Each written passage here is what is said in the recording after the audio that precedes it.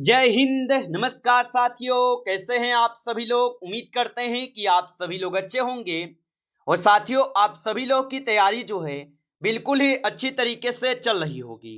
तो साथियों, आज की इस क्लास में हम सभी लोग जो है Jharkhand JSSC field worker exam 2026 के लिए जो है टॉप ऐसे इंपोर्टेड और चुनिंदे प्रश्नों को देखेंगे, जो कि साथियों आपके 19 जुलाई के एग्जाम के लिए जो है काफी ही इंपोर्टेंट है। तो आप इस क्लास को बिल्कुल अच्छी तरीके से लास्ट तक देखिएगा और इस क्लास में दिए जाने वाले इन सभी क्वेश्चनों को आप अच्छी तरीके से जरूर याद कर लीजिएगा, जिससे कि आप जो अपने एग्जाम में सभी क्वेश्चन को आसानी तरीके से बना पाएंगे।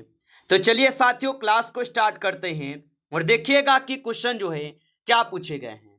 क्वेश्चन यहाँ पे आपसे पूछे गए कि भारत के राष्ट्रपति पर महाभियोग चलाने के लिए कम से कम कितने दिन पूर्व जो है सूचना देना आवश्यक है। चलिए बताएंगे।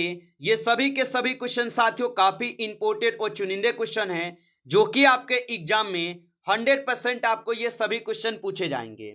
और बताइए आप यहाँ पे कि भारत के राष्ट्रपति पर महाभियोग चलाने के लिए कम से कम कितने दिन पूर्व सूचना देना आवश्यक है। तो याद रखेंगे, ये 14 दिन पहले पूर्व सूचना देना आवश्यक होता है।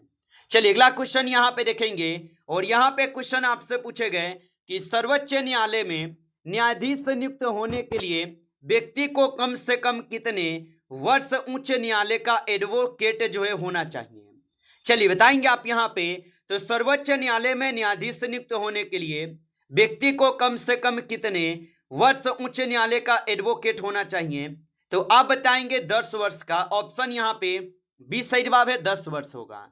अगला क्वेश्चन यहाँ पे देखेंगे। क्वेश्चन है कि नागरिकता प्राप्त करने के लिए शर्तें निर्धारित करने वाला सक्षम निकाय जो है कौन सा है। तो नागरिकता प्राप्त करने के लिए शर्तें निर्धारित करने वाला सक्षम निकाय कौन सा होगा। तो यहाँ पे इस क्वेश्चन का सही जवाब सी करेंगे, संसद हो जाएंगे। ऑप्शन सी सही जवाब है।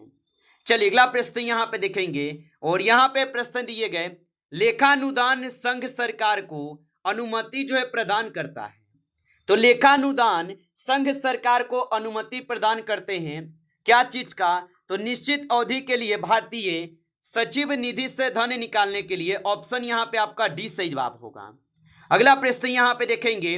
प्रश्न है कि भारतीय संविधान के किस अनुच्छेद के तहत राष्ट्रपति वित्त आयोग की सिफारिशों को संसद के प्रत्येक सदन के समक्ष रखवाता है। चलिए बताइए। तो भारतीय संविधान के किस अनुच्छेद के तहत राष्ट्रपति वित्त आयोग की सिफारिशों को संसद के प्रत्येक सदन के समक्ष रखवाता है। तो यहाँ पे आप 6 नंबर क्वेश्चन का सही जवाब बी करेंगे, अनुच्छेद 281 होगा। ऑप्शन बी सही जवाब है। आगे देखेंगे अगला प्रश्न यहाँ पे दिए गए कि राष्ट्रपति के पद हेतु निम्नलिखित में से कौन अर्हताएं जो है शामिल नहीं है। चलिए बताएंगे आप यहाँ पे। तो राष्ट्रपति के पद हेतु निम्नलिखित में से कौन से अर्हताएं यहाँ पे शामिल नहीं है। तो कम से कम 100 अनुमोदक हो, ये आपका गलत है। कम से कम 50 प्रस्तावक और 50 अनुमोदक होनी चाहिए, ये 100 आपका गलत है। तो ऑप्शन डी को आप यहाँ पे सही जवाब करेंगे।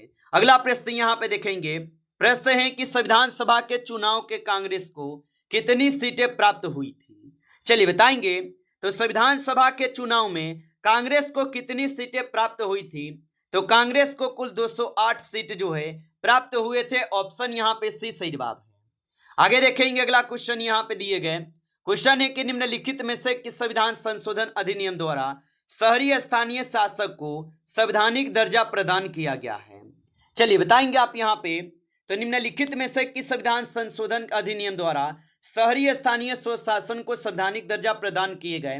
तो ये किए गए हैं आपके 74वां संविधान संशोधन अधिनियम द्वारा। ऑप्शन यहाँ पे बी जो है सही जवाब होगा, याद रखेंगे। अगला क्वेश्चन यहाँ पे दिए गए। क्वेश्चन क्या पूछा है, भारतीय इतिहास का सबसे अच्छा क्रमबद्ध वर्णन पुराणों में मिलता है और पुराणों में सर्वाधिक प्राचीन पुराण कौन है।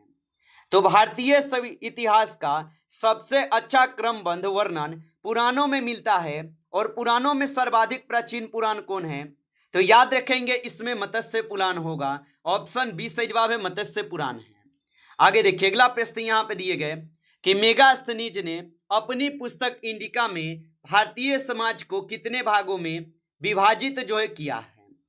तो मेगास्थनीज ने अपनी पुस्तक इंडिका में भारतीय समाज को कितने भागों में विभाजित किया? तो यहाँ पे इस क्वेश्चन का आप सही जवाब जो है ऑप्शन यहाँ पे सी करेंगे, 7 भागों में। ऑप्शन यहाँ पे सी जो है सही जवाब होगा। आप अच्छे से इनको जो है याद रखेंगे। चलिए अगला प्रश्न यहाँ पे देखेंगे, और यहाँ पे प्रश्न पूछे गए कि मुगल काल में न्याय का सर्वोच्च अधिकारी सम्राट होता था, और सम्राट के बाद न्याय का सर्वोच्च अधिकारी कौन होता था? तो मुगल काल में न्याय का सर्वोच्च अधिकारी सम्राट होता था, और सम्राट के बाद न्याय का सर्वोच्च अधिकारी कौन होता था? तो सम्राट के बाद होते थे प्रधान काजी। ऑप्शन यहाँ पे बी सही जवाब है, प्रधान काजी होते थे। अगला क्वेश्चन यहाँ पे देखेंगे 40 नंबर। क्वेश्चन क्या दिए गए, निम्नलिखित में से किस भारतीय नेता ने खिलाफत आंदोलन का समर्थन जो है नहीं किया था? चलिए बताइएगा आप यहाँ पे, और लाइक नहीं किए इस क्लास को तो एक बार आप इस क्लास को लाइक कर लीजिए। नए हैं आप इस चैनल पे तो चैनल को सब्सक्राइब करके ऑल नोटिफिकेशन को भी ऑल पे दबा के जुड़ जाइए, जिससे कि जब भी कोई नई क्लास हो सबसे पहले क्लास का नोटिफिकेशन जो है आपके पास पहुंच सके। तो आप इस चैनल को सब्सक्राइब कर लीजिएगा। और बताएंगे आप यहाँ पे कि निम्न में से किस भारतीय नेता ने खिलाफत आंदोलन का समर्थन नहीं किया था? तो याद रखेंगे यहाँ पे मदन मोहन मालवीय हो जाएंगे जिन्होंने नहीं किया। ऑप्शन यहाँ पे बी जो है सही जवाब होगा। चलिए अगला प्रश्न यहाँ पे दिए गए, और यहाँ पे प्रश्न है कि डेक्कन एजुकेशन सोसाइटी की स्थापना निम्न में से किसने किया था? तो डेक्कन एजुकेशन सोसाइटी की स्थापना निम्न में से किसने किया था? तो यहाँ पे इस क्वेश्चन का सही जवाब जो है ऑप्शन सी हो जाएंगे, बीजी तिलक होगा। ऑप्शन सी सही जवाब है। चलिए अगला प्रश्न यहाँ पे है, राजा रणजीत सिंह को राजा की उपाधि किसने दी थी? तो राजा रणजीत सिंह को राजा की उपाधि किसने दी थी? तो इसको दिए थे जमान शाह। ऑप्शन यहाँ पे बी सही जवाब है, जमान शाह होगा। चलिए अगला प्रश्न यहाँ पे देखेंगे कि वह सुल्तान कौन था जिसने खलीफा के अधिकार को मानने से इनकार जो है कर दिया था? चलिए बताएंगे आप यहाँ पे, तो वह सुल्तान कौन था जिसने खलीफा के अधिकार को मानने से इनकार कर दिया था? तो याद रखेंगे ये अलाउद्दीन खिलजी हो जाएगा। ऑप्शन ए सही जवाब है, अलाउद्दीन खिलजी होगा। चलिए अगला प्रश्न यहाँ पे देखेंगे, और यहाँ पे प्रश्न है कि भगवान बुद्ध के उपदेशों का संग्रह है। तो भगवान बुद्ध के उपदेशों का संग्रह जो है किसमें होगा? तो ये हो जाएंगे आपके सुत्त पिटक में। ऑप्शन ए को सही जवाब करेंगे, सुत्त पिटक में होगा। चलिए अगला प्रश्न यहाँ पे देखेंगे, बहमनी साम्राज्य का स्थापना जो है कब हुआ था? तो याद रखेंगे बहमनी साम्राज्य की स्थापना कब हुई थी? तो बहमनी साम्राज्य की स्थापना होते हैं आपके 1347 में। ऑप्शन डी कीजिएगा 1347 में। चलिए अगला प्रश्न यहाँ पे देखेंगे, और यहाँ पे प्रश्न है कि वर्नाक्यूलर प्रेस एक्ट से बचने के लिए बंगाली से अंग्रेजी भाषा में परिवर्तित कर दी जाने वाली पत्रिका जो है कौन थी?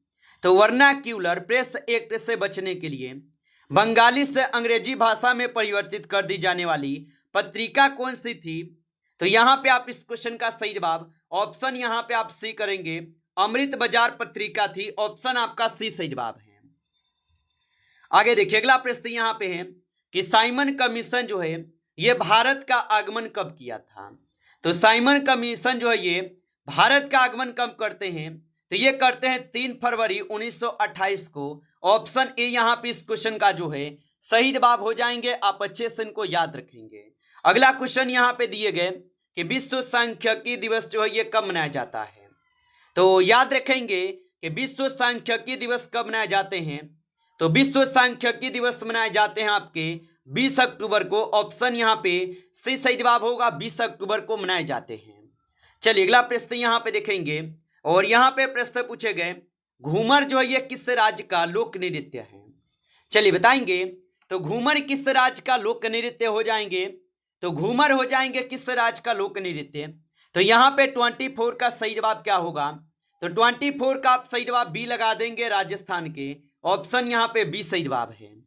चलिए अगला प्रश्न यहाँ पे देखेंगे, और प्रश्न है कि होलकर ट्रॉफी किस खेल से संबंधित है? चलिए बताइए, तो होलकर ट्रॉफी किस खेल से संबंधित होगा? तो होलकर ट्रॉफी जो है ये संबंधित हो जाएंगे आपके ब्रिज से, ऑप्शन यहाँ पे सी सही जवाब है। चलिए अगला प्रश्न यहाँ पे देखेंगे और प्रश्न यहाँ पे है भारतीय अंतरिक्ष अनुसंधान संगठन की स्थापना जो है ये किस वर्ष की गई थी।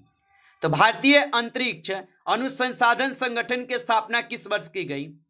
तो यहाँ पे इस क्वेश्चन का आप सही जवाब सही लगाएंगे 1969 में की गई, ऑप्शन यहाँ पे सी सही जवाब होगा। चलिए अगला प्रश्न यहाँ पे देखेंगे 27 क्वेश्चन है कि वर्तमान में राष्ट्रमंडल के सदस्य देशों की संख्या है। तो वर्तमान में राष्ट्रमंडल के सदस्य देशों की जो संख्या होगा, इनकी संख्या आपके 56 है, ऑप्शन सी कीजिएगा 56 होगा, याद रखेंगे। चलिए अगला प्रश्न यहाँ पे देखेंगे निम्न में से कौन सबसे चौड़ी जल संधि है। चलिए बताएंगे तो निम्न में से कौन सबसे चौड़ी जल संधि होगा। तो यहाँ पे सही जवाब ऑप्शन ए हो जाएगा डेविस, जो सबसे चौड़ी जल संधि होगा। चलिए आगे बढ़ते हैं और अगला प्रश्न यहाँ पे देखेंगे और यहाँ पे प्रश्न पूछे गए कि पारितंत्र के खाद्य श्रृंखलाओं में कौन अपघटक जीव जो है कहलाते हैं। चलिए बताएंगे तो पारितंत्र के खाद्य श्रृंखलाओं में कौन अपघटक जीव कहलाता है। तो यहाँ पे 30 नंबर क्वेश्चन का सही जवाब ऑप्शन डी हो जाएगा। यहाँ पे सभी कवक होगा, जीवाणु है और गोलकृत होगा, ये सभी होगा, ऑप्शन डी सही जवाब है। चलिए अगला प्रश्न यहाँ पे देखेंगे कि साइलेंट वैली परियोजना निम्नलिखित में से किस राज्य से संबंधित है। तो साइलेंट वैली परियोजना निम्नलिखित में से किस राज्य से संबंधित होगा। तो साइलेंट वैली परियोजना जो है ये संबंधित हो जाएंगे किससे, तो ये केरल से होगा, ऑप्शन ए करेंगे, केरल से होगा। चलिए अगला प्रश्न यहाँ पे देखेंगे, प्रश्न है कि भारतीय राष्ट्रीय जैविक विविधता प्राधिकरण को कब जो है स्थापित किया गया था। तो भारतीय राष्ट्रीय जैविक विविधता प्राधिकरण को कब स्थापित किया गया। तो इसको स्थापित किए गए हैं 2003 में, ऑप्शन यहाँ पे बी सही जवाब होगा। चलिए आगे देखेंगे अगला क्वेश्चन यहाँ पे है भारत के नए राष्ट्रपति द्रौपदी मुर्मू का अपने पद के अनुसार क्रम है। तो भारत के नए राष्ट्रपति द्रौपदी मुर्मू का अपने पद के अनुसार क्रम जो है कौन सा हो जाएगा। तो इनका क्रम 15वां हो जाएगा, ऑप्शन यहाँ पे सी जो है सही जवाब है, 15वां क्रम होगा। चलिए अगला प्रश्न यहाँ पे देखेंगे जनजातीय गौरव दिवस जो है ये प्रतिवर्ष कब मनाया जाता है। तो जनजातीय गौरव दिवस प्रतिवर्ष कब मनाए जाते हैं। तो जनजातीय गौरव दिवस मनाए जाते हैं प्रतिवर्ष आपके कब, तो ये 10 मार्च को मनाए जाते हैं, ऑप्शन ए सही जवाब होगा। चलिए अगला प्रश्न यहाँ पे देखेंगे और यहाँ पे प्रश्न आपसे क्या पूछे गए हैं, सॉरी साथियों ये क्या पूछा है, जनजातीय गौरव दिवस कब मनाया जाता है। तो ये मनाए जाते हैं आपके 15 नवंबर को, ऑप्शन सी कीजिएगा सही जवाब। आगे देखिए अगला क्वेश्चन यहाँ पे दिए गए 35 क्वेश्चन और यहाँ पे क्वेश्चन क्या पूछा गया आपसे, क्वेश्चन पूछा है निम्नलिखित में से कौन सा जलप्रपात राजस्थान में स्थित नहीं है। तो निम्नलिखित में से कौन सा जलप्रपात राजस्थान में स्थित न है।